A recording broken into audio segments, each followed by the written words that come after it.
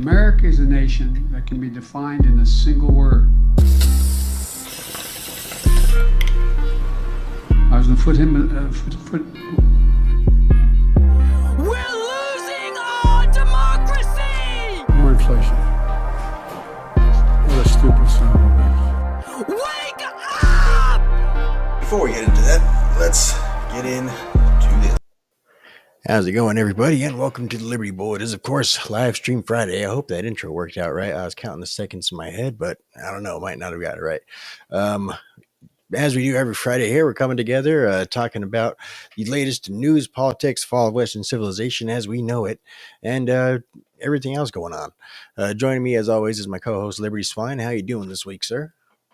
Doing good, man. The old allergy season's got a hold of me, but other than that, doing well as always. How about yourself, bro?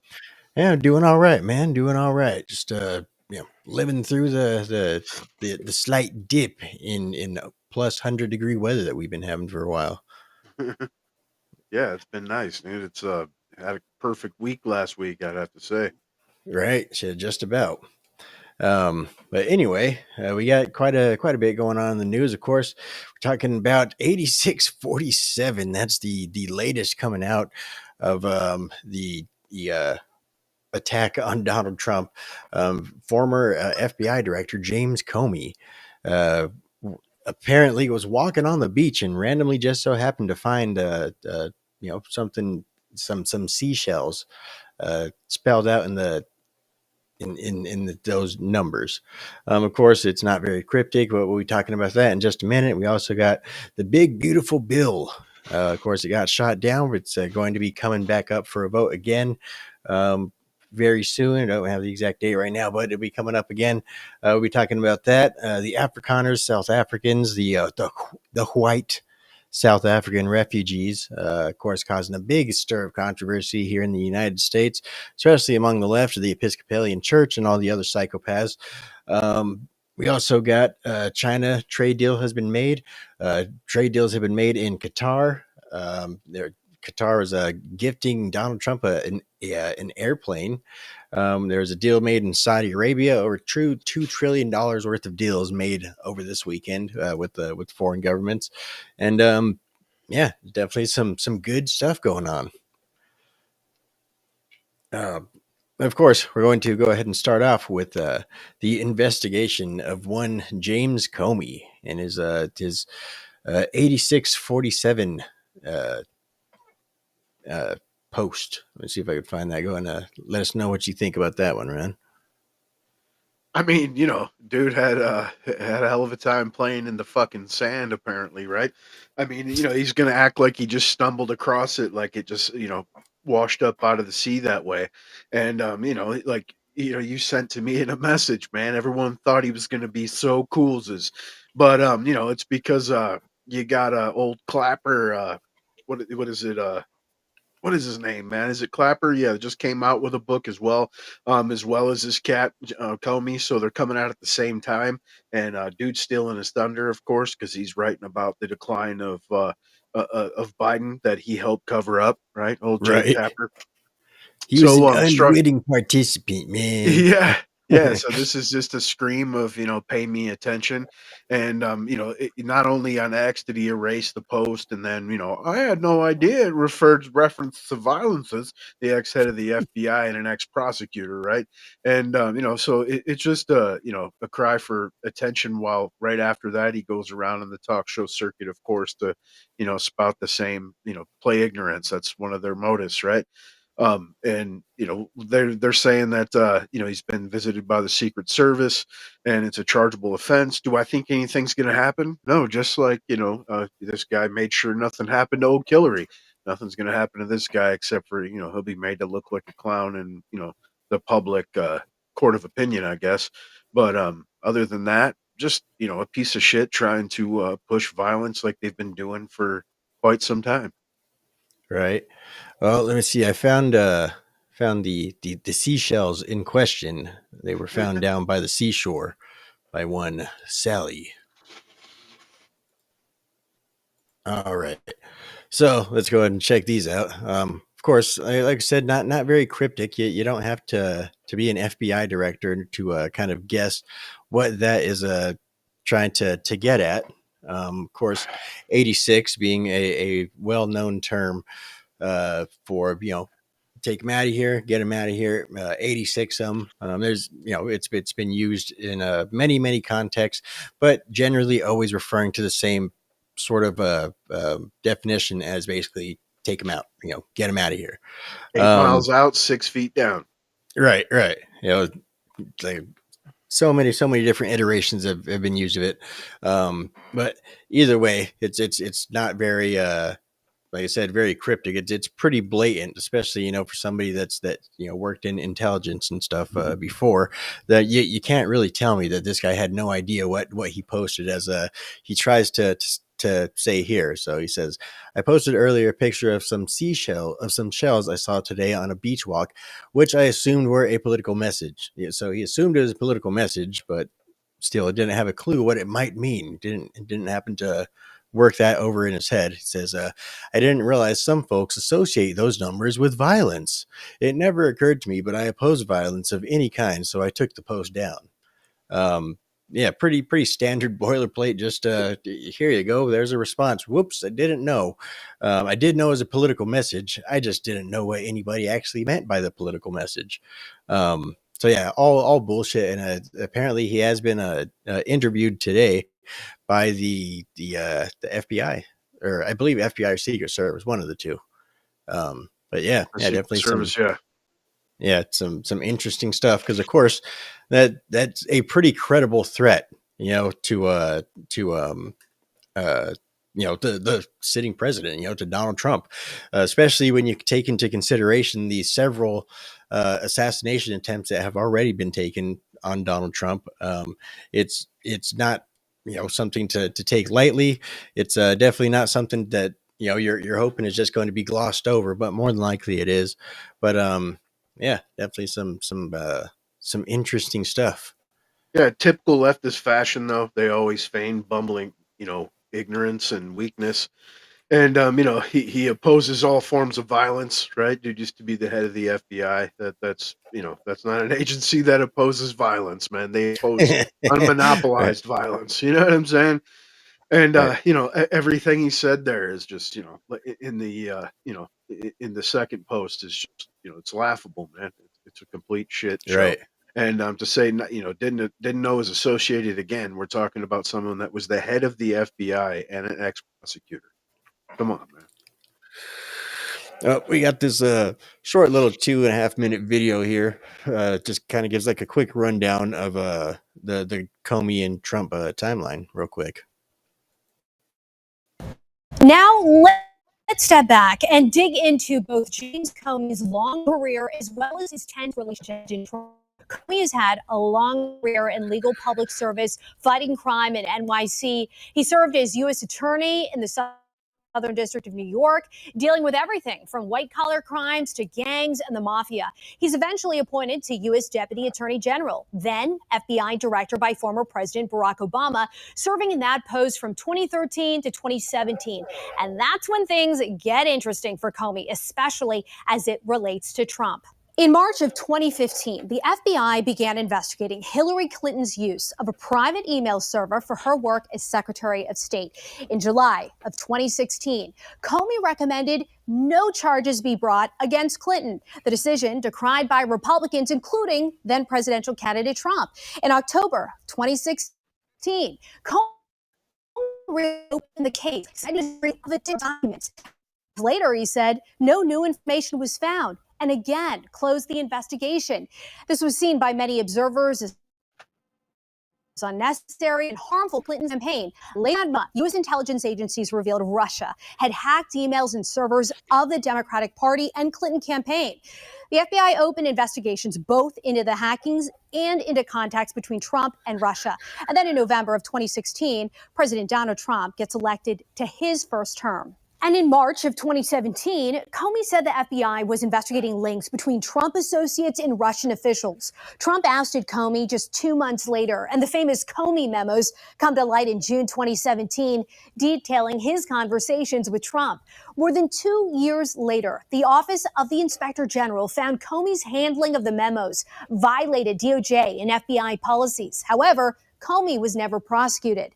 For about 2 years, special counsel Robert Mueller investigated potential tampering in the 2016 election. When Comey was fired, Mueller expanded into whether President Trump tried to obstruct justice. Then in March 2019, the investigation, which President Trump continually called a witch hunt, found no evidence that Trump's campaign colluded with Russia, but fell short of completely exonerating the president.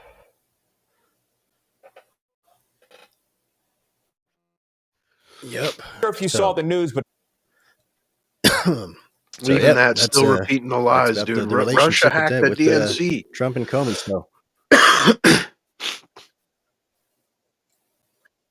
Oh, of course, I'm frozen on this one. I'll be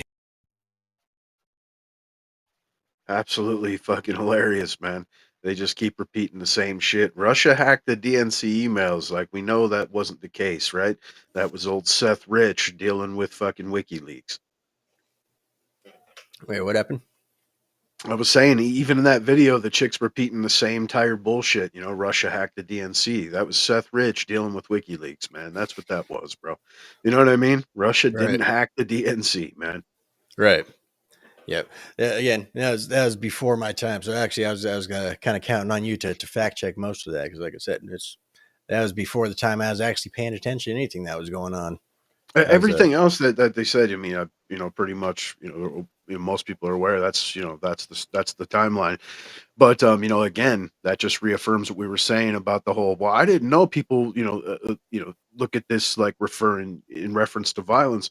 When again, I mean, as a prosecutor in New York, he dealt with gangs and the mafia, which legend has it that that's where the term originated, was in the mafia in Vegas, saying, like I said, 8 miles out, 6 feet down, get him the fuck out of town and bury him. Well, let's see. We also remember this one here.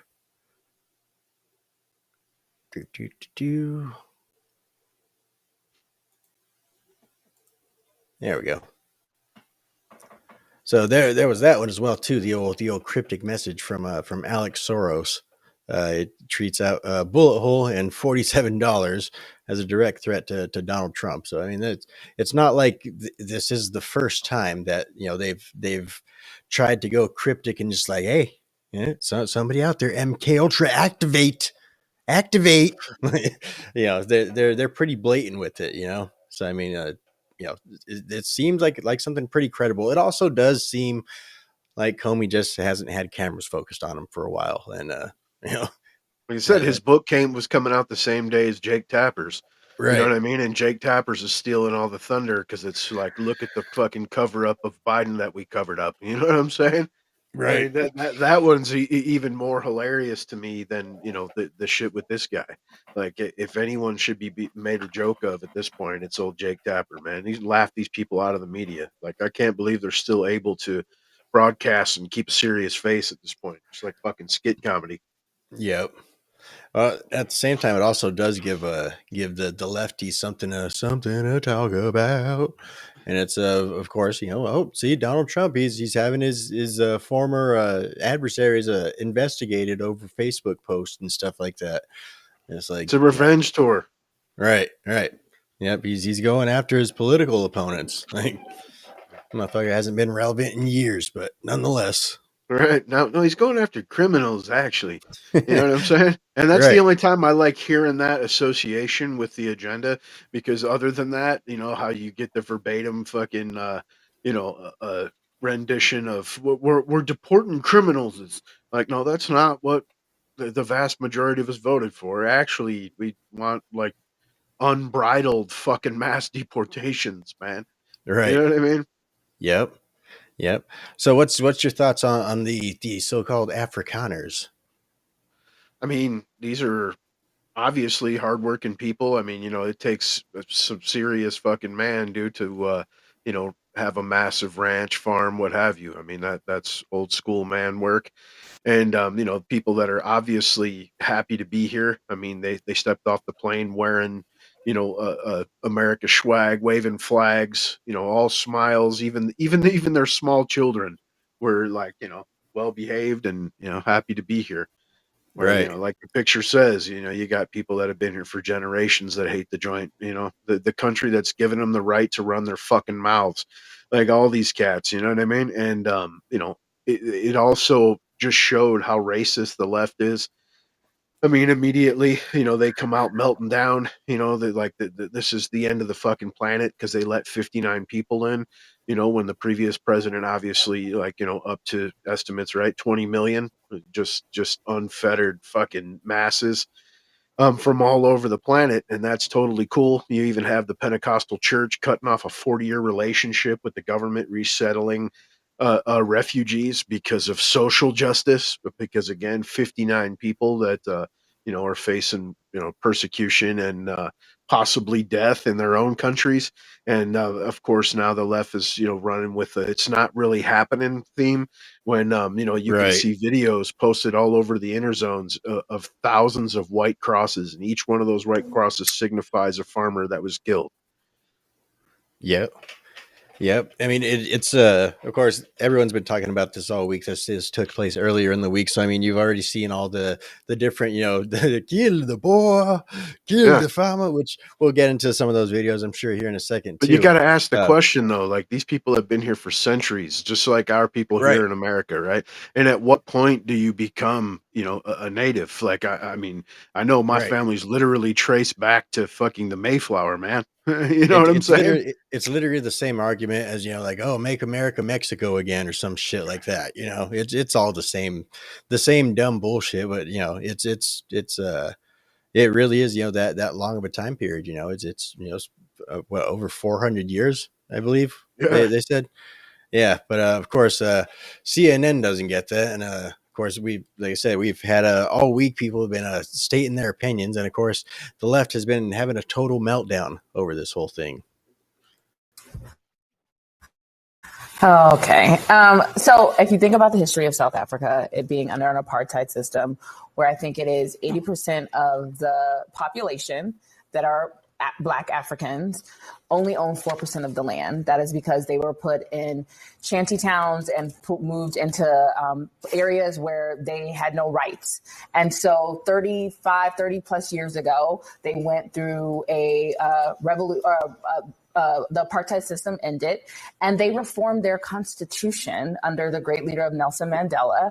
And that allowed for a racial reconciliation, one that this country has yet to do. But South Africa did it, and they reformed their constitution. And part of that is that the people who are native to that land deserve their rightful land back.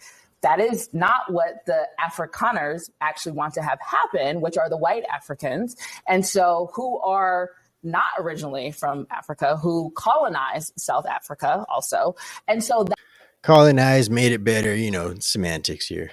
that is what they are saying is discrimination. Now, if the Constitution in South Africa is discriminatory, they have their checks and balances in that land, just like we do. And that is for them to. So if the Afrikaners don't actually like the land, they can leave that country. They are. They're leaving to come here. No, these refugees are coming here. They can actually leave and go to where their native land is, which is probably Germany. Are you against them coming here? Holland, probably. Holland. Are you against them coming here? I'm against the hypocrisy of this administration. No, that's not the question. The question is, are you against them coming here? If there was actually a genocide happening, like there is in other places in Sudan, in the Congo, I'm not opposed for Congolese and for the Sudanese to come to Africa, just like I'm not opposed to Venezuelans and South Americans coming to America if they are fleeing and looking for asylum. What I am just against, these 50 people you're against. I am against, it's not about being against them. What I am against is that they are being given special treatment when there is not a genocide happening in South Africa, and they just don't like the law of the land. Well, so you know what they talk about?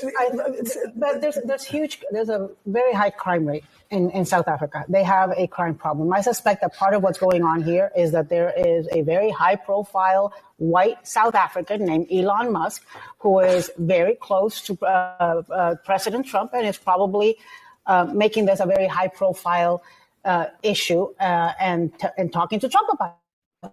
It's been, I mean, Elon Musk has tweeted about it. He's, I think, called the president of South Africa about it. He's been talking about this for a long time. Look, here's the problem. There's Afghanis who helped us. All right, so let's go ahead and break that down. There's quite a bit going on there. Of course, there's some blatant racism. Of course, they did make it pretty clear that most of this is based off of skin color and their whole Marxist ideology of oppressor and oppressed. If you have white skin, that must mean that you're the oppressor, and so forth, so on and so forth. Right. So first, let's talk about apartheid and colonization, right? So apartheid was apparently working there, right? So I mean, things were rather prosperous in terms of colonization. Of course, colonization it's a whole different argument as to whether or not it made it better, because they brought modernization, they brought modern medicine, they brought modern buildings, all those sorts of things, and or they came in and they raped the culture, and they turned it, they came in and did nation building and stuff like that, and they probably didn't even use USAID or anything to do it. And so really it's a whole kind of a thing of semantics. So what's your thoughts on the whole it was an apartheid system, and it was under colonization, and so therefore it's better now? Well, number one, man, blatant racism. I mean, like I said, this shows you how racist the left really is. There's no other fucking group of people, especially here in America, that you could say that about. Why don't they just go back to their countries of origin? You're definitely Hatlers if you ever fucking even remotely mumbled some shit close to that, right? And then as far as apartheid, it just apartheid is their word for separate. You know what I'm saying? That's all it means, is basically, we live side by side, do our own things. You do your culture, we do ours. And I'm not going to say people weren't mistreated. Again, as usual, I'll go with the same. People have been mistreated fucking, since the beginning of time. You know what I'm saying? And Right. Cain slew Abel. You know what I'm saying? No excuses, right? That is what it is. But like you said, these people have been here for centuries, many generations in the same place. In examples of times that white farmers in other countries there in Africa were kicked out, immediately famine follows. People start starving, and they actually asked them to come back and had this big celebration because the white farmers were back. Right. So even with these people leaving, I can bet anything, year's salary, whatever you want to go at, and within fucking just a couple of seasons, these farms will be fucking fallow. You know what I'm saying? And as far as colonization is concerned, again, you can understand the plight, right? You don't want an occupying fucking force inside of your homeland, right? But at the same time, the colonization means they came in and built universities, fucking sewers, water filtration systems, electricity, so on and so on. Right, like And if then aliens came here and they fucking enslaved us, but I mean at the same time they were giving us like hovercrafts and shit like that, and we were like weightless, and we had like super mech suits and shit like it's like, I mean, fuck, dude, like we're slaves, but this is kind of cool. Right, but and then when the colonizers actually left England and Holland, when they actually pulled out, they left these people these things within a short amount of time. Everything's broke down, and it is non-working. Water filtration, electrical systems, so on and so on, transportation systems, and it goes to show you. I mean, like again, South Africa and these areas were some of the highest yield, manufacturing places at one point, so on. And as the white population have been forced to leave, or by choice because of what the political climate, everything has deteriorated and crumbled. I mean, and then when you see places that were given back to blacks directly, in particular slaves, like Liberia. It's a complete third world fucking war zone, disease, filth filled shithole. You know what I mean? And they can say, well, colonizers, like, again, this is supposed to be the cradle of life. You've been there for tens of thousands of years, and all you have is fucking starving motherfuckers, war, and mud huts. You know what I mean? Right. That's what they do. Whenever the white man leaves, they revert back to their natural state of just fucking warring tribes and That's about it. Starving, Just warring for having slaves. resources and slaves and shit. So of course there's also the 80-20 thing, where basically it's 80% of the population is either black or colored, as they call them down there, which is basically a mixture of a black African and some other race, and then 20% white white South Africans. And so they say that 20% owns, what is it, like 96% of the land, of the good farmable land. And of course, as you pointed out, that's also because of the fact that they're the only people that really can, technically farm in that sort of region. So yeah, there's that whole thing that they're talking about. And of course, their solution to it is, well, white man has nice stuff. White man over here, that's where the food comes from. I've traced it back all the way back to this farm here. So let's take that farm. Basically, that's their whole concept of it. And that's thanks to the end of the apartheid system, right? So of course that system was working. You guys had farms. There was plenty of farmland there. Of course, yes, maybe you didn't own the farmland. Maybe it was owned by the white man, and maybe the white man was then able to go ahead and supply food to the rest of the nation. And you guys might have got jealous, but nonetheless, going ahead and killing all these white folks and taking their land. Of course, that's not going to work out for you in the end. As you just pointed out, it generally ends with them starving out and then praising the white people when they come back. Yeah, and I mean it's almost comical if it didn't include violence and death. You know what I'm saying? And they're definitely going to find out in the end. I mean, it's going to be a Chaz garden. Right. Well, luckily they did reassure us there on CNN that there actually is no violence and death taking place, because there is no genocide happening over there. Right. Never mind the 3,500 grave markers of farmers that have been killed over the last 5 years. Totally disregard that. Totally disregard political leaders screaming, and there you go, screaming in front of crowds, kill the Boer, dude. Right.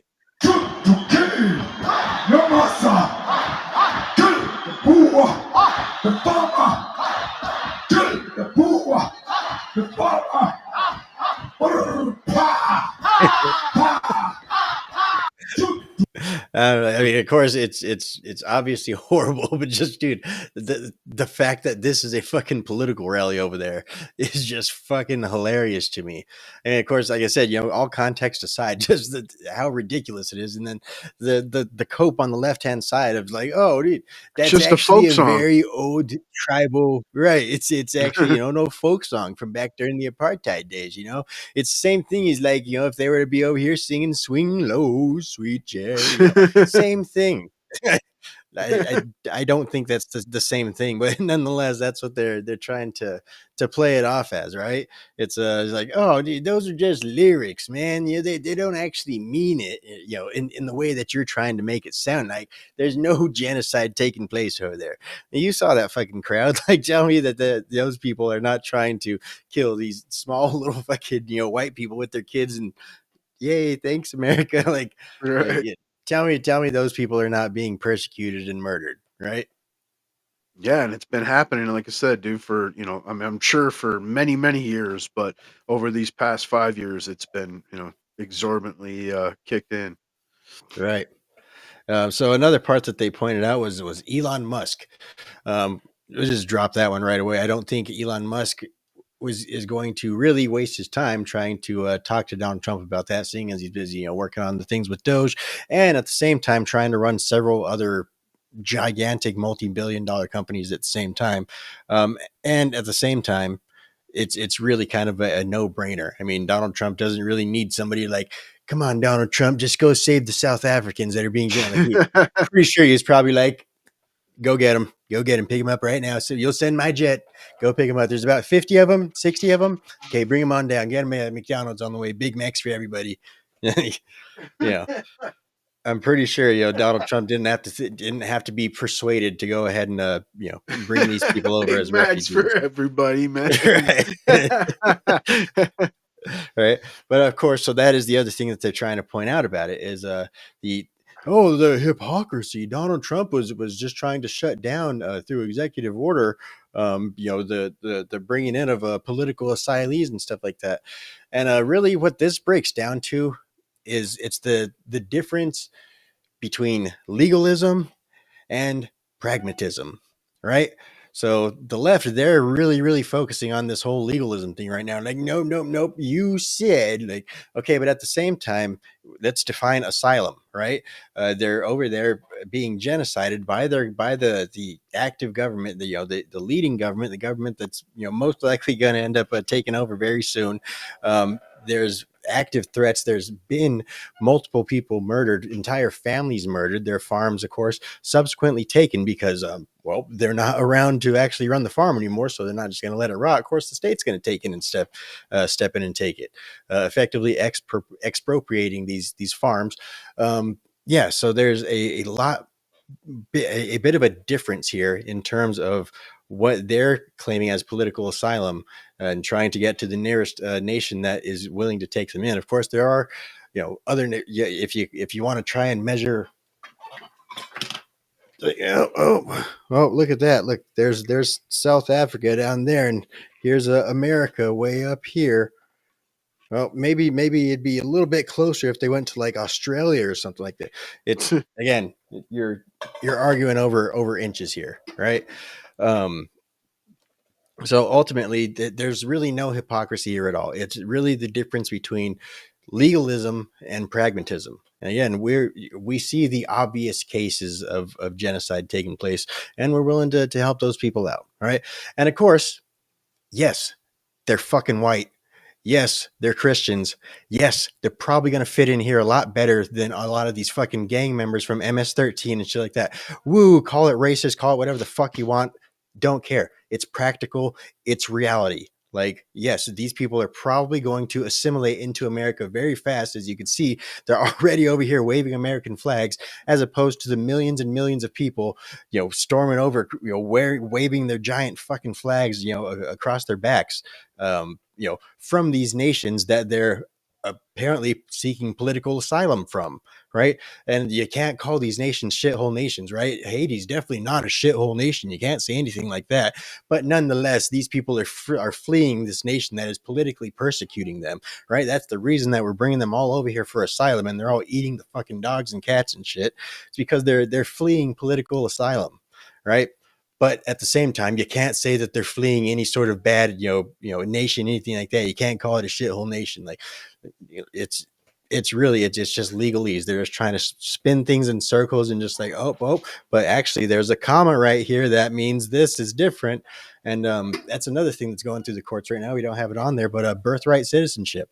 They're going through that in the court right now to see if Donald Trump can, by executive order, end it. And then, of course, if that takes place, fingers crossed, hopefully our Republican House can get something done, and maybe they can try and codify that into law before the midterms or the next 4 years comes up. Yeah, and the meltdown from the left, like they say that these people are going to assimilate better, like you said. Yep, they sure the fuck are. And not to mention, it's okay to import people that are actually going to contribute to your country as a whole, right? I mean, these people are used to running, large farms, have done it for generations. Guess what? We need farmers, and we have farms around the country that are not currently growing fucking food. You know what I mean? And the people always, there's going to be food scarcities. Well, the way to take care of that is to fucking homegrown more fucking food instead of relying on other countries for shit, man. I don't see any detriment to the situation. You know what I mean? I see nothing but additives, straight up. And Right. like you said, again, I would rather have someone from any other country that is willing to come in here and become American, assimilate. Whereas, like, you see, like a vast majority, I think something close to 60% of the people that claimed asylum under Biden in the years following have vacationed in their home countries. You know what I'm saying? And damn well these people are not going to be going back to vacation in fucking South Africa after they come here. You know what I Right. mean? Like, one, they're going to be introduced to a whole different level of life.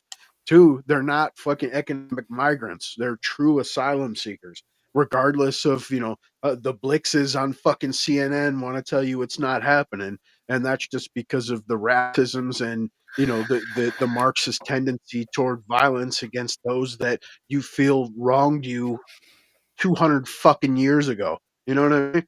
Right. Yep. But yeah. Well, welcome to America, guys. Right. Yeah, and we're not fully against immigrants. We're just we're not fully against immigration. We just want people that actually want to be here, for one, and people that are coming here, for better opportunities.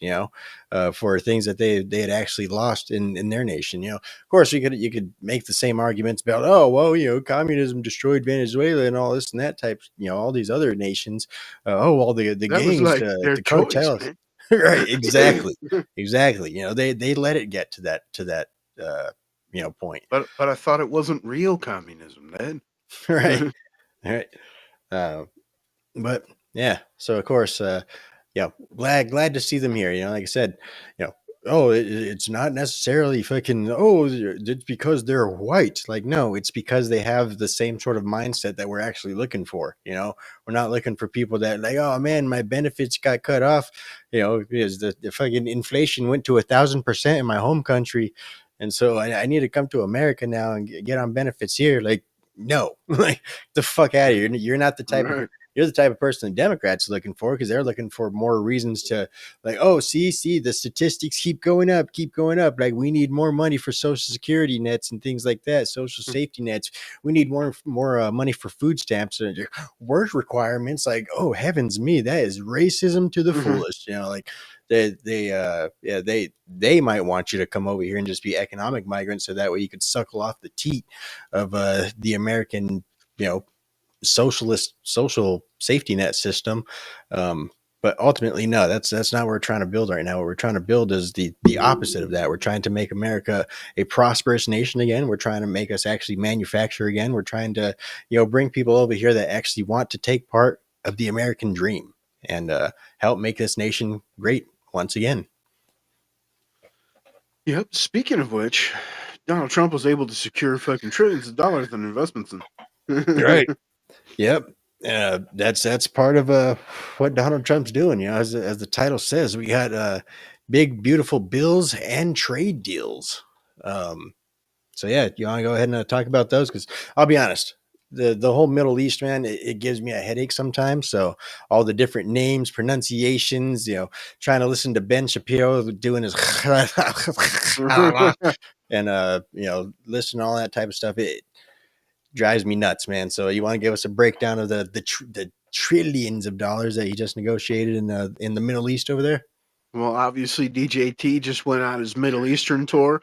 Welcome like a fucking king, dude, in his own right, by the royalty over there in Saudi Arabia to start the trip off. You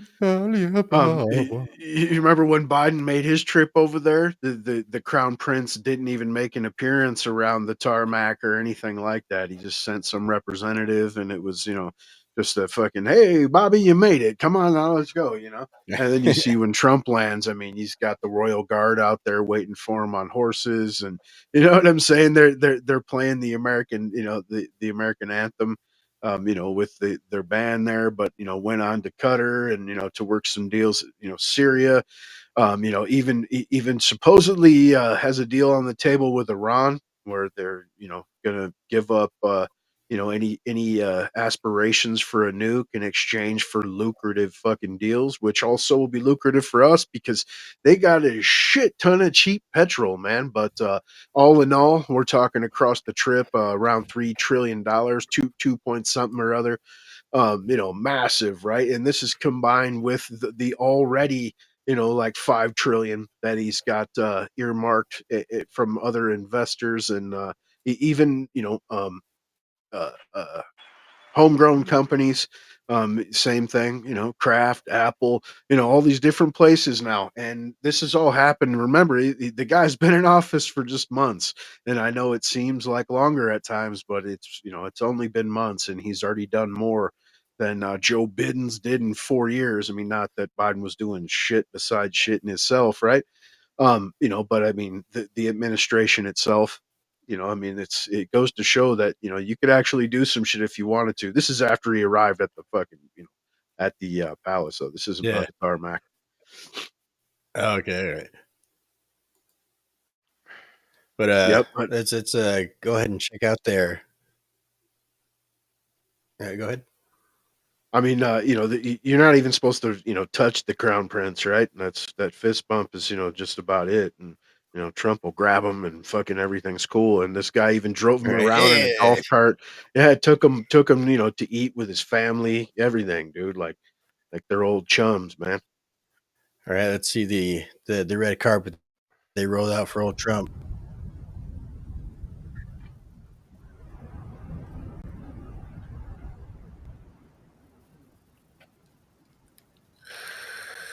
The Royal Guard flying American flags, man. Right.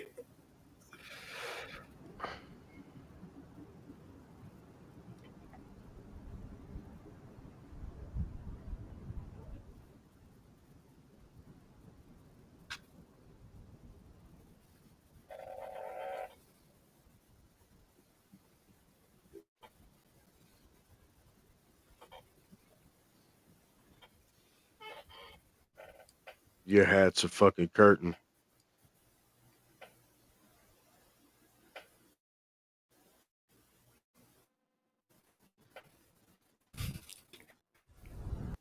Yeah. Yep, that's showing some respect to the old Don right there, man. Yeah, I mean, Yep, they even had sure cats like in the that. Middle East cheering for the YMCA, man. They cut gays' heads Right. off. They're fucking. Yeah, man. Oh man, yeah, that shit's great. Yeah, fucking Right. none but Donald Trump, dude. He's like we've talked about before. He's the embodiment of America, or at least what America's supposed to be. He's a strong businessman. He's economically savvy. He's economically cutthroat. He's basically all that America is meant to be. Is at the same time he's honest. He's honest. He's a sincere person. And people could recognize that. Honestly, America hasn't been that for a while because America has been a gigantic bureaucratic deep state monster. So we're really there's no genuinity among, I don't even know if that's a word, but among the political leaders here, and the rest of the world has known that for a while. But when it comes to Donald Trump, man, he's a whole different character. And I think the main thing that underlines the difference between Donald Trump and any other leader that we've really had within America is Donald Trump's number one focus isn't better footing for the United States. It's not better peace deals, better things like that, or not better peace deals. It's better fucking peace deals. It's not I just want to try and chest bump. He wants peace. That's what Donald Trump wants to be remembered for. Is like he was the guy that fixed our economic problem, and he's the guy that fucking brought peace around the world in the name of America. And I think that's what Donald Trump wants his legacy to be, and obviously it's working. That's what the rest of the world really kind of wants. It's a novel idea. Maybe how about we just stop fucking being dicks to every fucking buddy and just like, what, let's make some deals, let's make some trades. All right, fucking you open up yourself to us, we'll open up ourselves to you guys. Let's get some shit done. Why make war when we can develop real estate and make menace? Right. Like I say, man, Donald Trump, he's been waging peace. While other leaders wage war, Donald Trump, he finds ways to wage peace in one way or another. And I mean, all in all, man, like you said, dude, the administration, like you said, we're having frustrations. And when I say administration, I include, the Republican-led Congress that was elected along with Trump and the fucking Senate. I mean, ultimately, they're part of it, right? They're part of, the whole scheme that was voted for. But so I have my bitches and gripes and doubts with them. But Trump himself, dude, is a workhorse. I've said it a million times. You got to remember, this dude's almost 80 years old, man, and he just keeps fucking ganging it out. And it beyond a productive week. I mean, he's talking about he talked to ceasefire between Pakistan and India. He's He's trying to, work the Ukraine fucking Russian situation. He's trying to make peace with Iran. He's making peace with Syria. He's already called off with the Houthis as soon as they were like, "Hey, man, we don't want no more shit." Okay, immediately stops. You know what I mean? Like you said, I mean, the dude is trying to make not only America but the rest of the world a better place and somewhere where everyone can get monies. And the people against it are brainwashed or fucking evil. Flat the fuck out. Right. Yep. Fucking. I mean, it And, really is another thing, real quick. You're like, he's honest. He's a sincere guy. He is to an extent, but he's also filled bravado, and he is a bullshitter. But the vast Oh yeah. majority of the time, he bullshits like, it was the biggest crowd ever. Everyone told Right. me. You know what I'm saying? I mean, it's about Right. insignificant shit. Yep. As opposed to things like we don't have any troops around the world right now under our watch. Like, yes, we do. Like, what the fuck are you talking about? Like, We added 800,000 jobs this month. Right. You know what I'm saying? No, you didn't, man. Right. Inflation's actually down if you don't count things like like homes and cars and gas and groceries. Right. Right.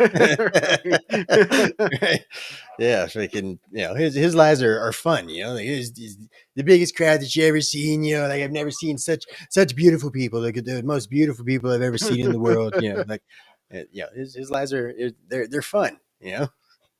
And everyone talks shit because of the way, like, he'll pay compliments and flatteries towards foreign leaders, and I mean that is foreign diplomacy. One, two, you know the type. Those are the kind of guys that own the room. They come in, they put you at ease first before they fucking ram one up your booty hole. The dude walks in, "Hey, how you doing today? Nice to see you. Look good. You've been working out, buddy. Oh, that's great. Now sit down and let's make this deal." You know what I mean? It's that type of situation. And Right. they act like he's out blowing everybody, but when you see the videos for yourself, everyone's blowing him. You know what I mean? Even world leaders that have ran their mouths once Trump lands the plane, it's a completely different story, man. Right. So speaking of which, let me see if I can find this one. I mean, I'll tell you a story. A friend of mine. Speaking of which, this was another funny from the old Don this week. I mean, I'll tell you a story. A friend of mine who's he's an honest guy, man. He's a real honest guy. He's not over there always fucking being nice to everybody. Sometimes he makes some of these jokes, and they're great. A businessman, very, very, very top guy. Most of you would have heard of him. A highly neurotic, brilliant businessman, seriously overweight, and he takes the fat shot drug. And he called me up. And he said, President, he calls me, he used to call me Donald, now he calls me President, so that's nice respect. But he's a rough guy, smart guy, very successful, very rich. I wouldn't even know how we would know this, but because he's got comments. Said, President, could I ask you a question? What? I'm in London, and I just paid for this damn fat drug I take. I said, it's not working. He said, I just paid $88, and in New York I pay $1,300. What the hell is going on?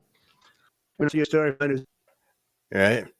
The fat drug, it's not working, man. Right? It's not working, guy. I don't know. I have no idea, man.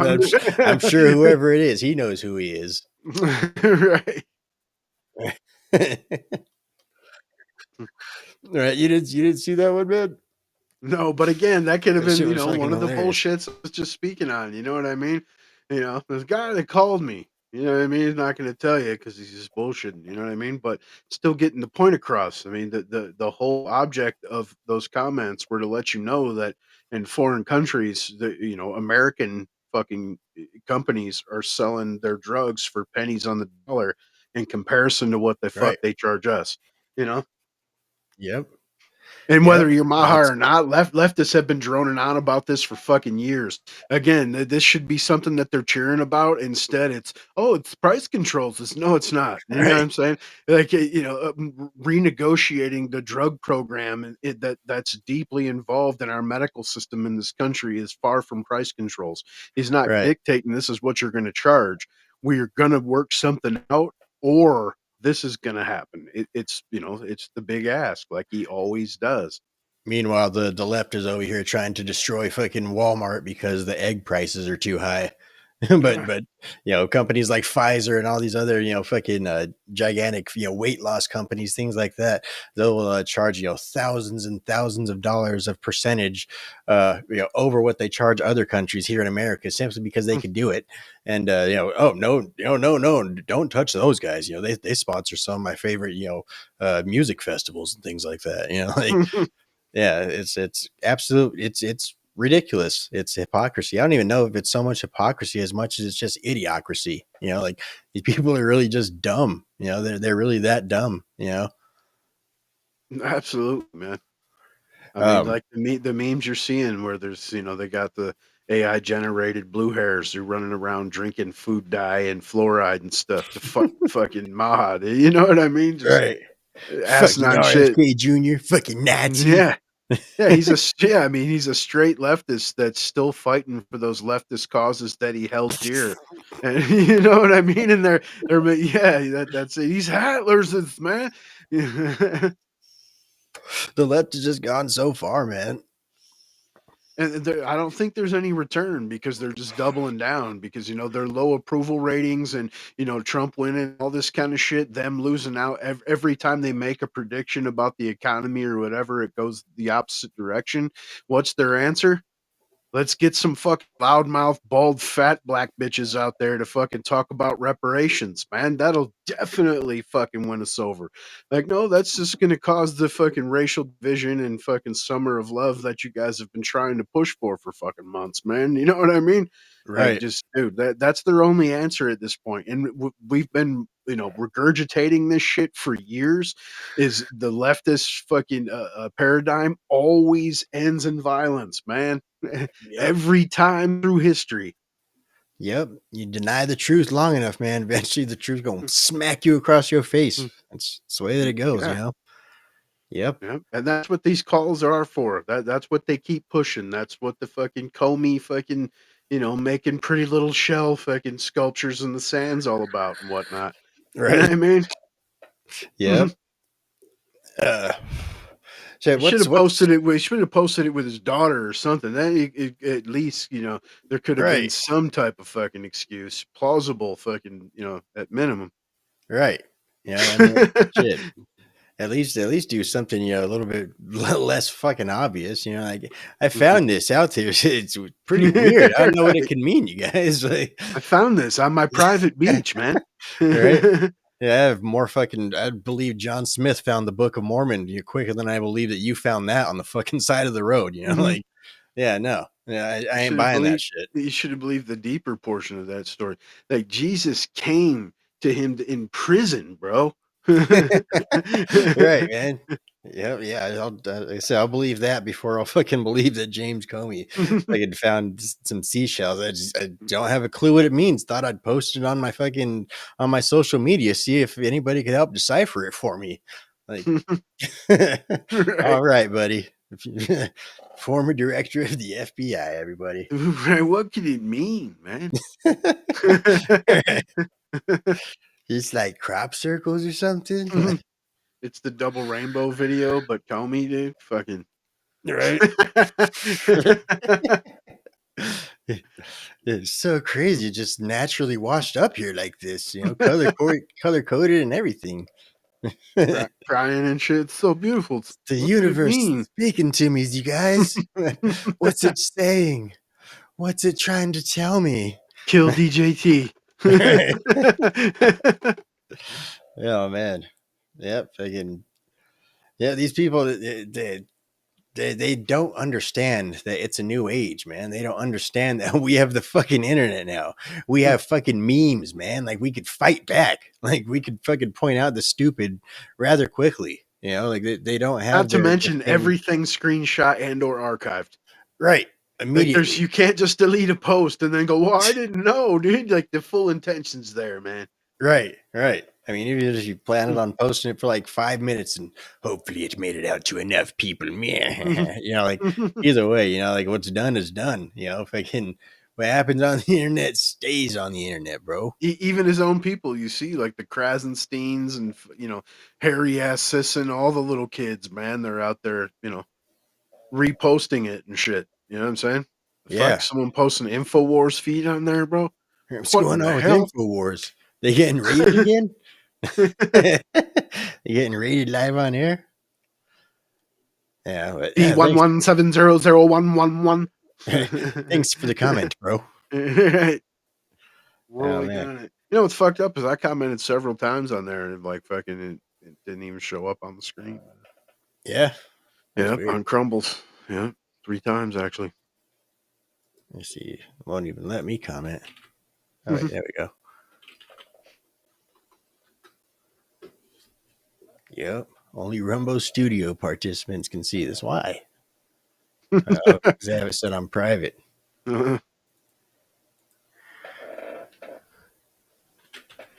Technologically retarded in here, man. We're barely able to pull these streams off, man. Right? Shit, you guys are lucky, man. Sometimes that's why we're late. Right. Oh, nice. I could post it on all kinds of shit. That's pretty cool. I don't think I've ever actually chatted in here. I mean, of course, we just talk whenever people say stuff in the chat, but Yeah, to me that's nonetheless, what the chat's for, right? I mean, fuck, I'm not going to sit here live and type to you. You know what I'm saying? right? And if the comment's good, we might get down on it. Yup. Even if it's not, we'll still comment on it, such as Infowars fucking live stream. But real quick, man, what went down with China? What was the deal with China?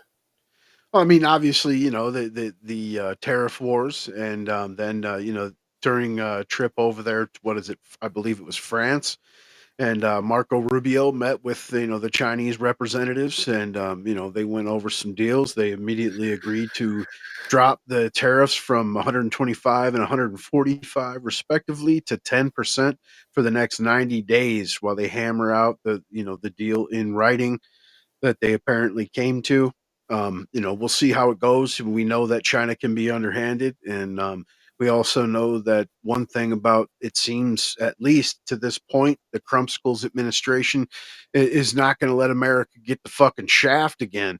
And Right. you know, they've also come out. What is it? Scott Bessent came out and said that his talks with the Chinese representative, you know, basically he was told that as soon as Trump left office, they shirked their responsibilities in the previous agreement and just basically did whatever they wanted because they knew the carcass Biddens was you know absolutely that he was weak and Right. wasn't going to do a damn Fucking thing out about to it. lunch, man. Yeah, and so of course they made a bunch of money, and especially why their Red Death was creeping across the fucking West because everything got shut down except for the companies that just so happened to supply 60, 70, 80% of their goods from old China.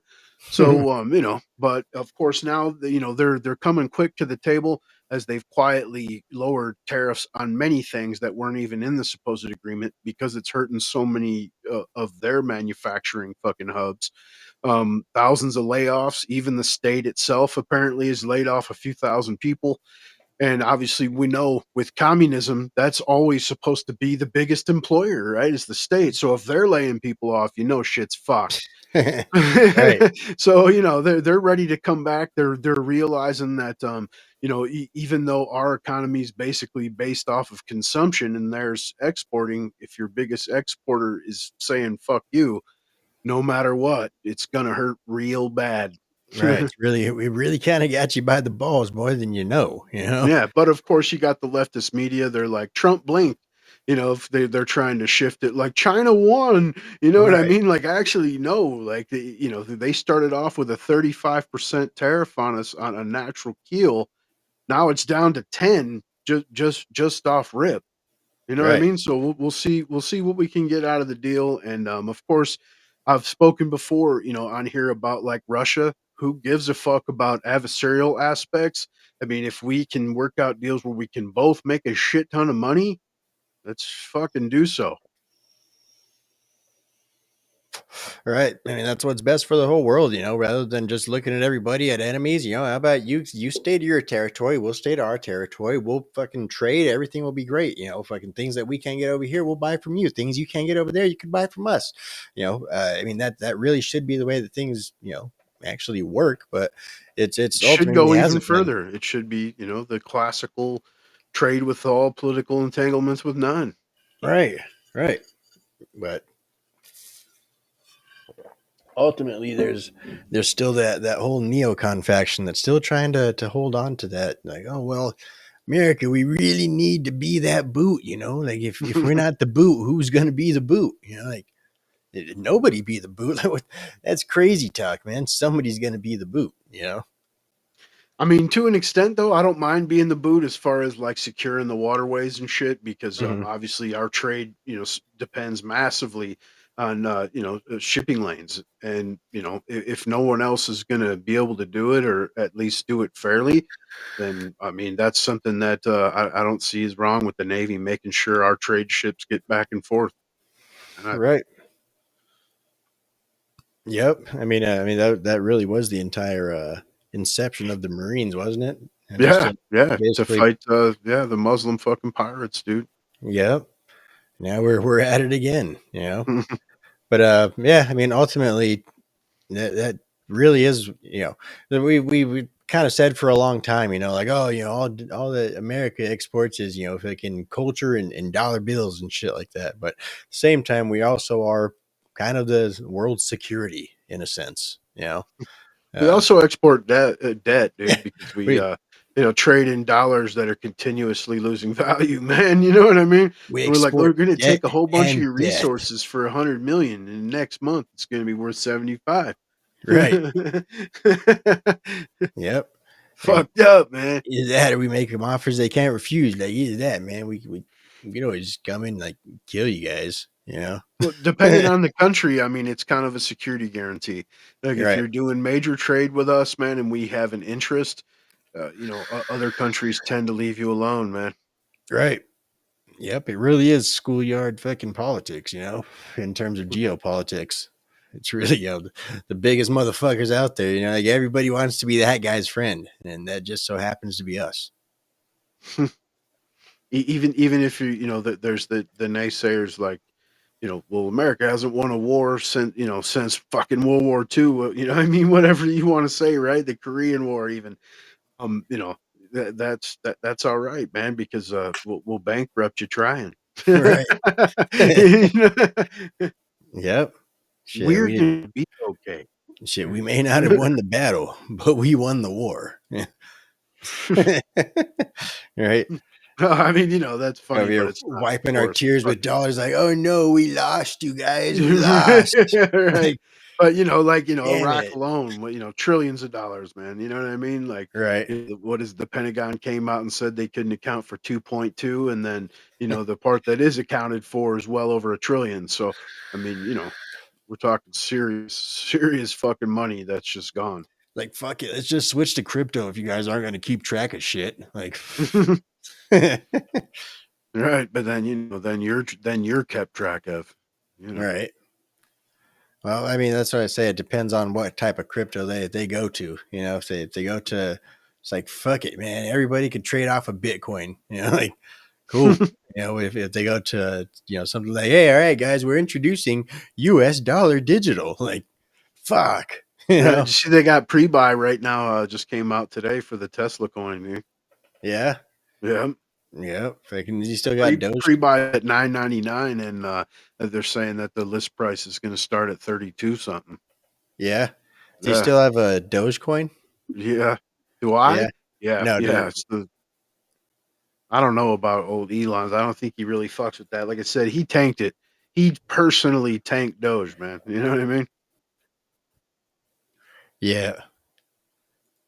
Let me see. You remember like the whole thing when he bought X, it was, going around, through the fucking interzones that he was going to make, Doge the trade currency, for the X platform.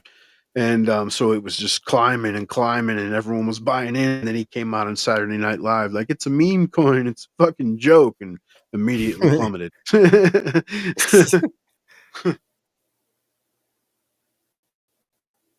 Yeah, let me see. Everything's all dark on here. Oh, fuck it. Either way. What are we talking about again? Oh yeah, motherfucking China. So yeah, Donald Trump's over there making deals around the world. Been a hell of a week. Been a hell of a week for the old man, dude.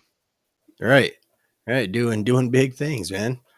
Um, so let's go ahead and talk about Trump's big beautiful bill. Um, so what's been the process of it going through so far? It was held up by 6 Republicans, I believe. Yeah, and then already, enough Republicans from the Senate have already come out and said that they wouldn't vote for it. I mean, Right. so So basically it's dead no matter what. it's going to be reintroduced, though, isn't it? In like a couple weeks or something. They're supposed to be trimming it down, and again, it's you got different aspects, right? Of course, you got the establishment wing of the Republicans that wants the status quo, and then you have other ones that are represent kind of blue states, right? And so they still want to keep certain entitlements going, shit like that, because otherwise they'll lose their re-elections. And then you have the conservatives that are like, you're cutting taxes, which is great, but you're not offsetting it by any spending cuts. As a matter of fact, spending increases. So you're adding to the deficit. You know what I mean? So you have all these different wings that have their reasoning behind not voting for it. And I know Massey said that, it should be at minimum trimmed down. And what is it? Not Mike. What is what's the senator? I want to say, is it Mike Johnson? But Mike Johnson, that's the speaker. I know Johnson, but it's a Johnson anyway. He's a a senator, but he was saying that you know that there's just not there's not enough semblance in there, that it's too large, that the stuff, a lot of it should be voted on individually. But the point is, obviously with the Trump administration is to ram everything through at one time, hence the term big beautiful bill. Right. Yep. Well, let's go ahead and look through some of these posts here on X. Basically, like I say, a lot of people are talking about it because apparently this took place today. And this isn't it. Let's share this tab instead. All right, so this first one, a farm girl Carrie. Since our do nothing Congress removed no tax on Social Security from President Trump's big beautiful bill, it's time they lived like the rest of us. Agreed. Repost. I don't know why I members said of Mike Congress should have a Johnson monthly is Mike Lee, bro. Mike Lee. All right, great. Yeah. Should have a monthly salary equal to the average Social Security benefit paid out to American seniors. Yeah, whatever. Mike Johnson betrays seniors. Trump promised no tax on Social Security, $0 for our seniors. But Johnson's big, beautiful bill only gives a measly $4,000 reduction for middle and low income seniors. A senior on $60,000 now pays $2,082 more in taxes than Trump's plan. Okay, so again, it seems like a lot of people are just kind of, seemingly worried about the Social Security, at least in the that wing of the Republican Party right now. Let's see. Marjorie Taylor Greene, the American people gave President Trump a clear mandate in November, but certain House Republicans are refusing to even vote for his one big beautiful bill. Voters didn't send us here to play games; they sent us to pass his agenda. I don't dig it though. It's kind of like the fucking, it's kind of like Obamacare, man. It's like that we got to pass it to find out what's in it. I mean, something that big needs to be a little more combed through. And even with that, the promise of no taxes on Social Security, that was a running point. And I mean, if that's where you're going to go, I mean, you should stick to that deal. And I don't think Trump wrote it. I think this is fucking, mainly on the Congress, Mike Johnson, and Mike Johnson is not MAGA. That dude is secretly, or obviously, if you're paying attention, fucking establishment, fucking spineless cuck, man. Right, he's fucking Randall Weems, man. I don't know if you guys remember that guy. I think it's from Recess. Yeah, no idea. Back in the day show. It's all right, man. It's from my childhood. All right. Yeah, I'm old as shit, man. All right, the times we've lived through in TV, man.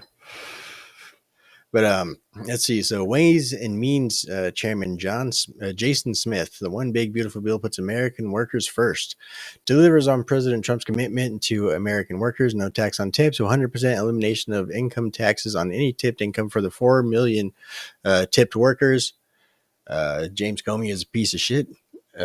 That's He's a from slimy Matchbox fucking 2. piece of lizard shit, man. Right, scumbag, man. Let's see, no tax on overtime, 100% elimination on income taxes of the overtime pay premium for over 80 million hourly workers. Tax relief for seniors, middle and low income seniors will be able to deduct an additional 88, that $4,000. motherfucker. 8. That's 8. See, tax relief for seniors, middle and low income seniors will be able to deduct an additional 4,000. All right, so that's the thing that they're complaining about, because the no tax on tips, the no tax on overtime, those both got 100% elimination. And the middle and low income seniors will be able to deduct an additional 4,000. So it's only deducting 4,000 as opposed to completely eliminating taxes on Social Security, which of course was one of Donald Trump's promises that he said he was going to take care of. So you got those people bitching about that, but It's fucked up. It really is, though. It's like, hey, man, this money we stole from you that we depreciated, now we want you to pay more tax on that you already paid tax on. You see what I'm right, saying? You know what right. I mean? You're like, dude, fuck right off, man. Yep.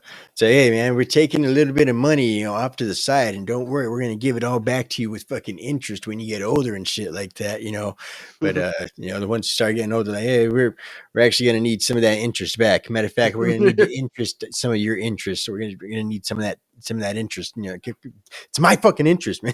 It's, right, dude. yeah, it's really just, it's a fucked up system. But then again, it was doomed from the start, as all socialism is. Ultimately, grow big fucking family unions, man. Fucking, I mean, have people it's take like care of each other. socialism's fucked up because socialism is ran by people, right? And people are, totally fallible. Like Social Security in theory, which is not supposed to be something that you totally rely on. It's supplemental. And Right. if it would have been left alone, there would be trillions of dollars in escrow, man. But instead, with a Republican in office, they started borrowing from it and leaving IOUs that were never going to get paid back. And even if they did, it's going to be with heavily depreciated fucking dollars. Right. Yep. But either way, at least you get to take an additional $4,000 off. It's no tax on auto loan interest. The average American family will be able to fully deduct auto loan interest for American-made cars. Yeah, that's pretty cool. Makes permanent President Trump's pro-worker tax cuts from 2017. The lower tax rates and brackets established by President Trump stops a $1,700 tax increase on working American families. Pretty cool. Tax cuts. The double guaranteed standard deduction stops scheduled $15,000 reduction in this deduction for the average American worker. Further increases the standard deduction by $2,000 for every American family. All right. The additional pro worker tax relief repealing Democrats' 1099K gig worker rule stops the Democrats' attack on the gig economy by repealing the Democrats' requirement that all Venmo, PayPal, and gig transactions over $600 be reported to the IRS. Right, so that was one of the things that they were trying to push through last year. Of course, that's tied in with the whole Uber and things like that. DoorDash, they want everybody to have set hours, and they want everybody to have a boss and stuff like that automatically deducts taxes out of them before they get paid. They don't want people to be able to just do side work, things like that. They want everybody to be taxed on everything, down to sending money to your fucking kids or something like that. Yep. Venmo'd Sally way at college. We're gonna need a little piece of that. Couple dollars. Right. Come on, break them off some. See, it increases the 1099 MISC threshold to $2,000, reduces paperwork burden for small businesses and workers.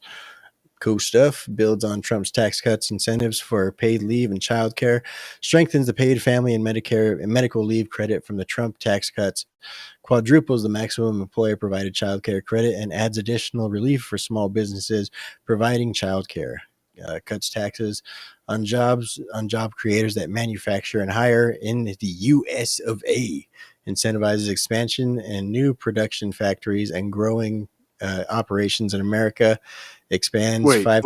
I just gotta ask, dude. Is hiring in the USA, does that include H-1B visas? Because fucking, if that's one thing that this administration has done okay, like 200,000 or some shit between now and next year. Right. So we're gonna get a bunch of Sri Tanadars and shit. Right, exactly. I was born in the USA. This is not what America is all about, my friend. Protect the Constitution. Have you been satisfied with your service, sir? Have I been helpful today? The video of that guy being grilled on fucking cities that he's supposed to represent, and then the dude starts naming off cities that aren't in his district, and he starts repeating them, and then the dude actually says, the cities in the district that he represents, and he's just standing there dumbfounded. Like, what? Yeah, that's a Democrat for you, man. Yeah, that dude's a goofy looking motherfucker, dude. Makes me fucking dude. Even this Detroit hat, I seriously thought about putting on the old AZ hat for the night because they're you know what I mean. The representatives that these people keep electing are just, it's shameful. I don't know what the fuck's wrong with my home state at this point. Every representative from that state is just a complete fucking kook, man. If they're if they're not making an ass of themselves like fucking Shri, they're like Rashida on the floor crying and shit. Right. Crying about Palestine. Like, dude, you represent a third world country inside of America. You know what I mean? You're worried about Palestine? Fuck is wrong with you? And then the people reelect her. Like, good going. There's a lot of brains there, pal. Yeah. Right. Kara enjoys it though. I just saw a video where they're talking about maybe we'll have Speaker Rashida and Vice President fucking Omar, dude. You know what I mean? Oh, like, man. what? Yeah, could you imagine if if the Democrats ended up winning in the landslide in 2028? And what the fuck happened, you guys? All right. What the fuck's going on here, man? We got President AOC, we got fucking Vice President fucking Rashida Tlaib. I know everyone's like, it's the sleeper. Like, people doubted, I even myself, people said the same shit about, DJT in 2016. But I honestly don't think that she could win. I don't think we're that far gone where she could win. Right. I really don't. Not I mean and I don't just mean because she's a moron. I mean the normal things that statistically, historically, Americans have voted for. She's not white. She's not male. She's not tall. She's not powerful. She's not, articulate. She's, you know what I'm saying? I mean, Trump's probably Biden, of course. So you don't even want to count him. He's dead. But, Trump was, probably the least articulate president that we've had, at least in my lifetime, man. And, obviously I voted for the dude 3 times. I'm not talking shit. He speaks like a real guy. He speaks like, you and I would talk, hanging out or whatever. Right. Right. And that's what makes them so different. It's like I said, that like I was talking about earlier, that's what the rest of the world picks up on. And that's why, they'll be over there snubbing fucking people like Joe Biden. Even though, of course, he's got handlers, he's got the bureaucracy behind him, controlling his puppet strings and stuff like that. He's basically just the face with the skin over it that they parade around as our political leader and stuff like that. Ultimately, they could see that it's just an honorary title, basically. Whenever it's the Democrats, but I mean, whenever it's really any political leader in power here in the United States. But as soon as Donald Trump came around, he was something different. And like I say, people recognize that Donald Trump, the big thing that he's going for is peace. That's what he wants in the world, is peace. Yeah, and money. Right. Yep, money's for everybody. Everybody getting money. No one considered a leech. In a more white America, you got a little hate in your heart. Let it out, white power. Yeah, let it out. All right. Let's see. See what sort of media we got going on with this. With these bills. Folks, I've said this from the beginning. This reconciliation bill is the principal legislative vehicle for advancing realize President Trump's vision and the House Republicans' unwavering commitment to making America safe and prosperous again. How? By making our borders secure again, by making our laws enforced again, by making our government efficient and accountable again, by making the economy free again, by making American energy dominant again, by making work and the dignity of work and self-reliance an American value again, and by making the spending of the sacred treasure of our citizens responsible again. Today, we stand on the precipice of a generational opportunity to make an unprecedented investment in the safety and security of the American people by equipping our Border Patrol agents and our sons and daughters in the armed services with the tools and resources to safely and successfully do the first and most important job of the federal government, to provide for the common defense. Dude, that's why is he even But we saying also that? have an urgent response.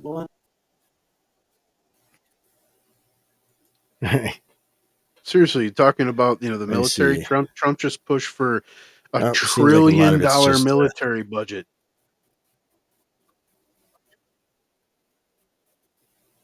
Yeah. I mean, for the first At time least ever. we're getting all them fucking gays and stuff out of there. I mean, that's a little extreme though, dude. $1 trillion. Right. Oh shit! Who knows, man? At least fucking, we might need it this time.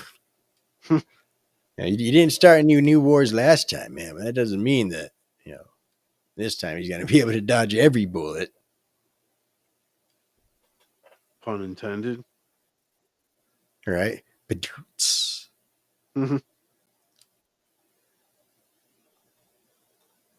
let me see. Share this tab instead. Let's see what Rand Paul's got to say. On the tariffs in particular, on the idea. April 7th or April 2nd. Mentioned in your testimony that the post office February 18th. And they really don't got much. Right. Well, good deal. Either way, yep, Trump's big beautiful bill. Like I said, man, even last week's show, I mean, there's a point to where I said, you got to jump on board, yada yada. But at the same point, you can't let shit be destructive because you're trying to push through the agenda either. And I don't think Trump's personally written this or anything like that. I think it's something that fucking shady little Keebler Elf Johnson worked out in the back with the establishment, whether that be right or left. I don't know. You know what I mean? He's got to put meat in there for the demons, so he can at least get a couple to swing over. But I don't believe in these big bloated bills either. Ultimately, I mean, we also voted for in the last midterm, right, when Gates was still around, that we wanted to have single fucking issue bills, and that was the reason that Kevin McCarthy was supposed to have been ousted. I mean, fuck, what's the point? I mean, no matter what the people seem to vote for, regardless if it's through the legislature, the executive, what have you, they do the fucking exact opposite, or they don't do a damn thing. And I know that whole, I'd rather have these people not doing anything than doing something destructive. But I mean, we're paying these people hundreds of thousands of dollars a year each. You know what I'm saying? Like, let's fucking get some shit going. Hence the reason there was a mandate. Yep, I do like the way that our government was intended to be, in terms of the founding fathers and stuff like that. But yeah, Congress has become so dysfunctional, just based off of the powers that they've abdicated and just the powers that they've just lumped together into one thing. It's really a whole bunch of people that don't want to do their jobs and just want to worry about being reelected again. Like that's their only concern. So that's why they don't vote on us going to war. They don't, actually control the purse strings, because all that the purse strings are is, do you guys want to spend several $1 trillion on this giant bill that's going to take, months to read? But either way, let's vote on it first, and then we can start reading on what we voted for. On what each fucking congressman is snuck in. Right. And and it's absolutely it's ridiculous. They Oh, I didn't vote for, murdering, little monkeys so that way we could, study the effects on how it psychologically affects the mothers and stuff like that. I didn't vote for a bill like that. I voted for an omnibus bill, and it just happened to have that in there. Like that's that's what this is all about, and that's Yeah, it. They become plausible soft. deniability. Yep. Yeah, and All and, that they and then care all about is re-election. Yeah, and I think Massey put it best when he was speaking earlier when he said that something that is obvious about Mike Johnson is that when you're given a mandate and you want to work that mandate to push things through and be a change agent, like you have to work overtime. And this dude put it in neutral and instead he just taking selfies and vacations. You know what I mean? Yep. Um, you talk about the abdication of power, like I mean they've basically given over to everything but Congress, whether that be the Fed, the executive, and ultimately the Senate, because they can't pass shit without them. You know what I mean? And just completely disorganized, and half of which, if they're not outright doing some sort of espionage, it's just blatant fucking apathy. I mean, you've seen here recently the films of all these different representatives sleeping during fucking process. Right.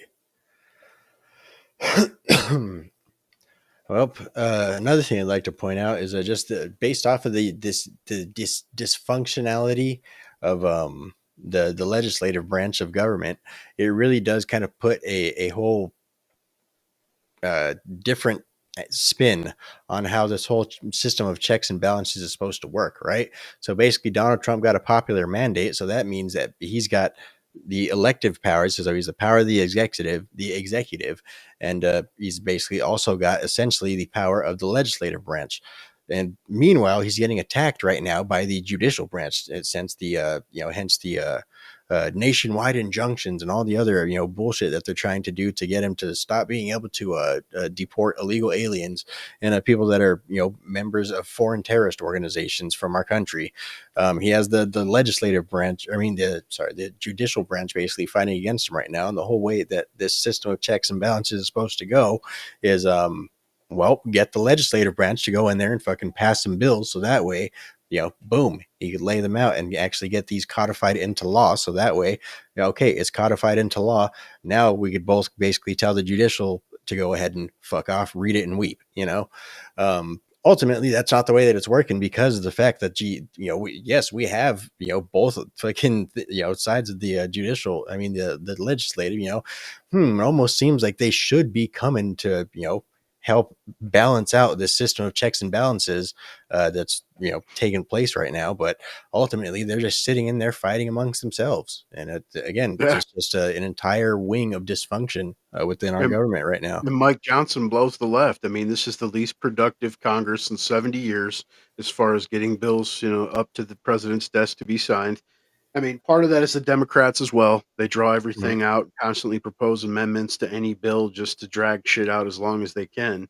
You know what I mean? But ultimately, it falls to Mike Johnson as Speaker. And the dude brings Democrat bills to the floor on a regular basis when you don't hear about Republican bills being voted on. Like we just mentioned, they've barely codified anything that Trump has put forth thus far. And you have recently have 13 congressmen coming together, Republicans, signing a strongly worded letter to Mike Johnson that they need to step it up in hyperdrive as far as codifying the EOs. Um, but again, the least productive Congress in 70 years. Right. Yep. That's what's taking place in America today, folks. All right. Anything else you want to talk about, man? You want to talk about Kanye West? I mean, Kanye, I mean, we could get fucking hit up on the juices tubes, Just but hit sure. that band, bro. Right. Yeah, I mean, the guy's putting out what he feels. I mean, he fucking feels like he's been wronged by a fucking group of people, not necessarily the entire group, but a specific fucking subsect at minimum. And he's letting them know. But of course, the fucking tech oligarchs are making sure that the vast majority of people aren't going to hear it. unless you're on X, because that's basically the only place that guy's allowed to fucking post or do shit. Right. Right. So, what do you think about the whole banning thing? Of course, I mean, obviously, it's uh, uh, not a good thing. It's obviously censorship. Of course, if you guys don't know what the context of the song is, go ahead and look it up. But I mean, ultimately, it's It's you know 8-8. right.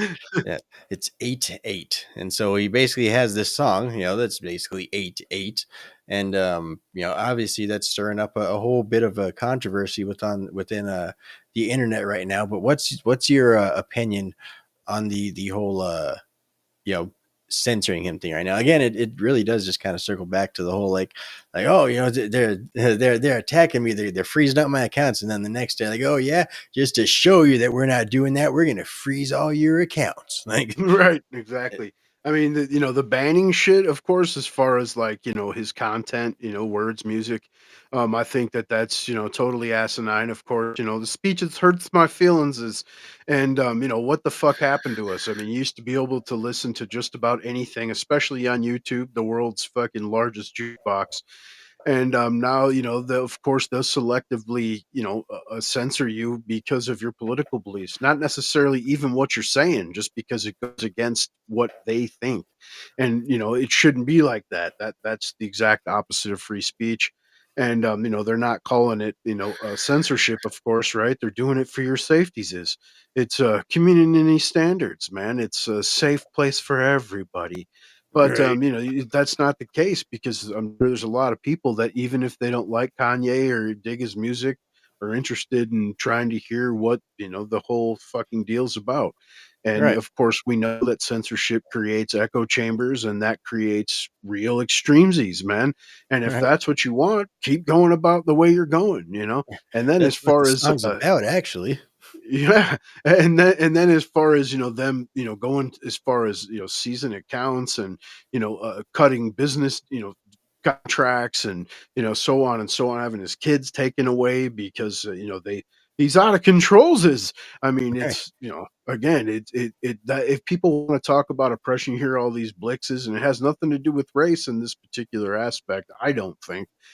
But, talking about, modern, we're still oppressed to this day. You're not having anything happen to you like this dude. And at one point, Kanye's a billionaire, right? I don't know if he still is or what the situation with that is, but we're talking about a billionaire being fucking taken because he spoke out against a group of people, and that group of people has played the victim and have the game down so well that anything you say, even directed at a distinct individual, will be turned into fucking, yours is antis, yours is things.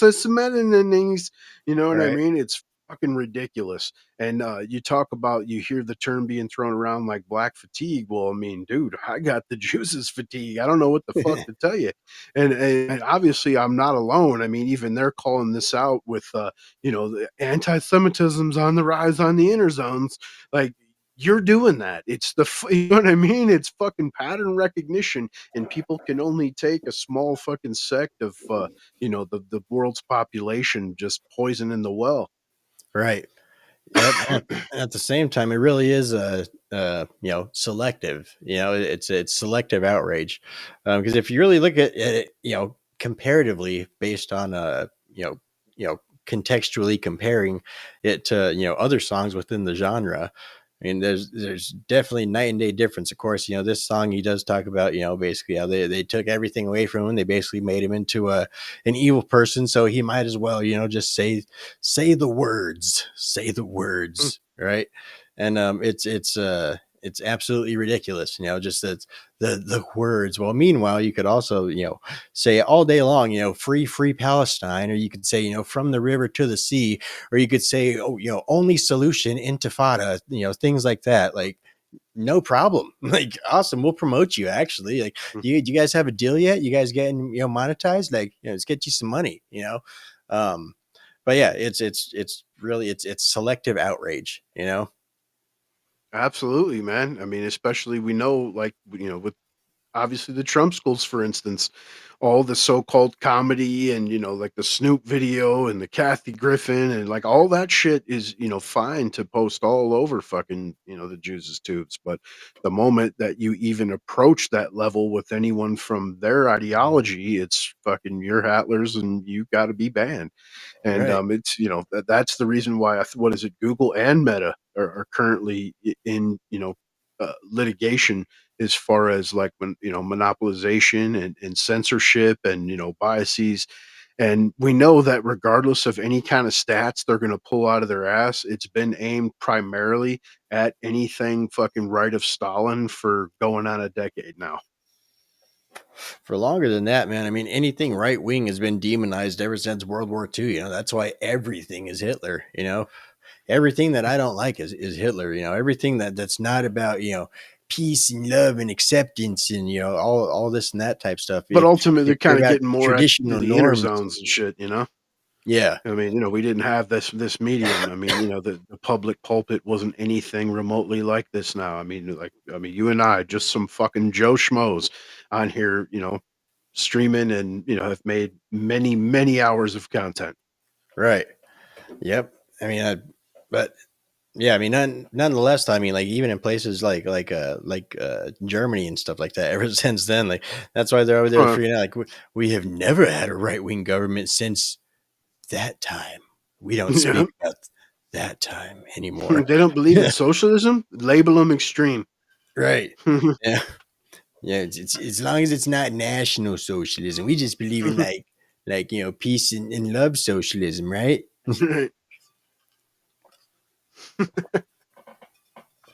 That's always how it starts. Yeah, you definitely be off to jails, dude. Off to jails for even saying it. All right. 8.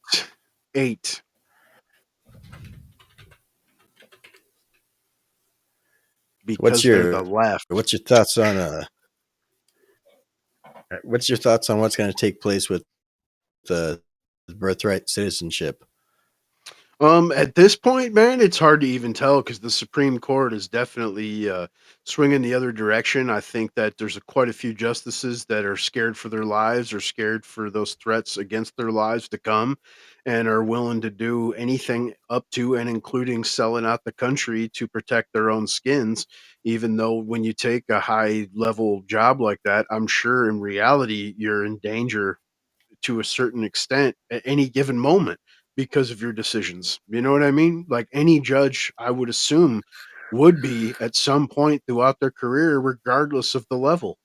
You know what I mean? So it's man, and they keep siding against this. And Coney Barrett is an obvious fucking leftist. You know what I mean? John Roberts is a complete leftist, regardless of who put him in.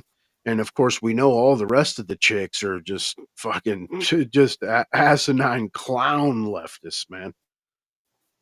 Like, and of course, they say that the more that you talk, the lower the IQ. And you see Ketanji Brown Jackson, they just put out the stats of spoken words over the past year in the Supreme Court, and Ketanji Brown has 10, 11, up to 1,000 times more words spoken than all the rest of the justices. You know what I'm saying?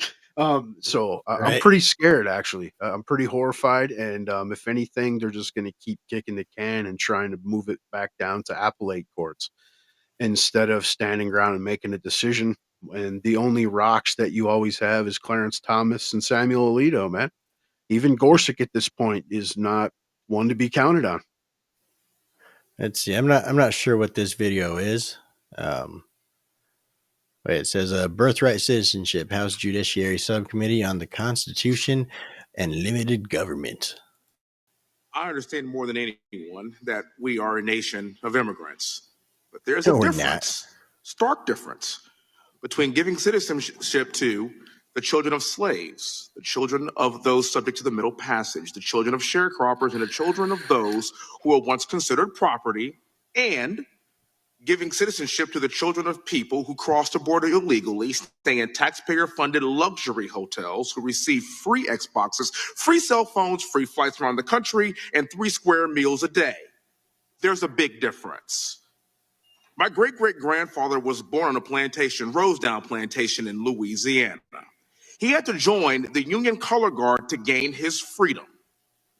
By morphing the citizenship clause into something that it wasn't meant to be, it's demeaning to descendants of slaves like me. And not just me who served this country, but my father is a retired colonel. My sister went to West Point as a retired colonel. My brother went to West Point. We are talking about a direct descendant of a slave that earned the right to be in this country and passed that ilk down to his ancestry. People bled for it. People died for it. And it means something. The purpose of the 14th Amendment that President Trump's birthright citizenship executive order is that the citizenship clause of the 14th Amendment was never meant to apply to children of illegal or legal aliens. Allowing birthright citizenship to stay in place dilutes the citizenship of not just Black Americans like me, but every single American citizen that had to earn it the right way. Let's say this in black and white. Either you're a U.S. citizen or you are not. Now, the left has spent decades cheapening what it means to be an American citizen. They've quite literally been chipping away at the basic value of American citizenship. They pretend to be altruistic, but we know the truth. Ozzy Osbourne's daughter said on The View that we have to let illegal immigrants in this country because who else will clean our toilets? We hear it all the time. She's Who will English. pick our crops? Even though that we know that American citizens are the majority of those people picking our crops, we know what you're insinuating. Yep. So I mean, He's a it bad really man, is. dude. Yeah, I mean, it really is. It should be an honor to get your American citizenship. Like you should be. You're just as happy as those South Africans are. Waving American flags like, fuck yeah, I'm an American now. Like it really should be like that for all people that are coming over here to get citizenship. I mean, that should probably be one of the happiest days of your life because you worked for it. And for all those people that actually did, work for it and, actually went through the process or their parents went through the process, all that type of stuff. It really does cheapen their achievement, And same thing, like you said, with the slaves and all that was passed down by blood from generation to generation and whatnot. Yeah, it cheapens your inheritance too. Absolutely. As an American that's been here, for many generations, that cheapens my fucking inheritance. Yep, absolutely. And yeah, it really is. It makes American citizenship, like nothing basically. That's why we have all these, illegal immigrants coming over here and just, they're not coming over here to be, hardworking, American citizens. They're not coming over here to, I'm going to start a new life. They're coming over here to get, benefits. And then so that way they could send some of the money back to their home country, things like that. They're not over here to actually, work hard and, become American citizens and pick themselves up by the bootstraps. And, I'm going to learn the language and get in touch with my community and, I'm going to be American. They're not coming here for that. They're coming over here. They're trying to bring their own culture. They're trying to, get into their own small little groups and, things like that. And, it really does. It cheapens, what it is to be an American. It cheapens your heritage as an American. Absolutely, man. And if I don't care if they are trying to come here and be hard workers, there's enough fucking taco stands here. Right. Yep. And you bend down, scoop like the Mexicans, eh? Right. Pressure your representatives, though, man. Get on the phones, write emails, dude. Do some shit. Be active. Right. Absolutely. Just make your dreams come true. Again, I'm not too sure what this video is. Throughout the week, I don't really watch videos. I listen to podcasts while I'm driving around in a truck, so I don't actually get to see any of the video clips. So I'm not sure if there's anything important, but let's check it out. If you look at the history of the 14th Amendment, you look at its passage, it was very clear that it did not confer birthright citizenship. In fact, most of the legal scholars today, liberal ones who say it does, obviously have never looked at the original history of its passage and they ignore the second half of the citizenship provision. You know, what it says is you're a citizen if you're born or naturalized in the U.S. and you are subject to its jurisdiction. And that second phrase is crucial. Lynn Trumbull, he was one of the senators who was a key sponsor and writer of this amendment, said that means that you are you owe your political allegiance to the United States, not any foreign power. And an individual who is born in the United States, whose parents are citizens of a foreign country, whether they're here legally or illegally, owes his or her political allegiance to that foreign country. They are not citizens of the U.S. The understanding of the 14th Amendment for decades after it was passed was what you and I are talking about, which is it does not confer birthright citizenship. It was during the Franklin Roosevelt administration that suddenly they started pushing the idea that that second part, that second requirement did not matter. But it's important for people to understand the last time the Supreme Court looked at this issue was over 125 years ago. Right. There's only 3 cases on this. And in one case, the Slaughterhouse cases, 1872, the court specifically said this citizenship clause does not apply to children born in the U.S. who are citizens of a foreign nation. If, in fact, Mark, as you know, if that were true, if being born in the U.S. made you a U.S. citizen, there would have been no need for Congress to pass the Indian Citizenship Act in 1924, because American Indians were not considered citizens of the U.S. Why? Because they owed their political allegiance to their tribal governments, not the U.S. government. Yep. It breaks Real it down shit, right dude. there. Yep. I hate Mark Levin, though. So I just said them. It's good, because when he's running his mouth, he's just warmongering and calling you anti-fucking Semitic if you don't agree. Right. You're not patriotic if you don't want to bomb little brown kids. Right. Fucking you don't support Raytheon, you're not a patriot. Yeah. You're a foe of Israel. Right. Fucking anti-Semitisms. Probably don't even support the Shemites, man. But all right, man. Anything else you wanna throw in before we wrap it up? Get on out of here. That's it, dude. Damn good show, man. Fucking up out of here.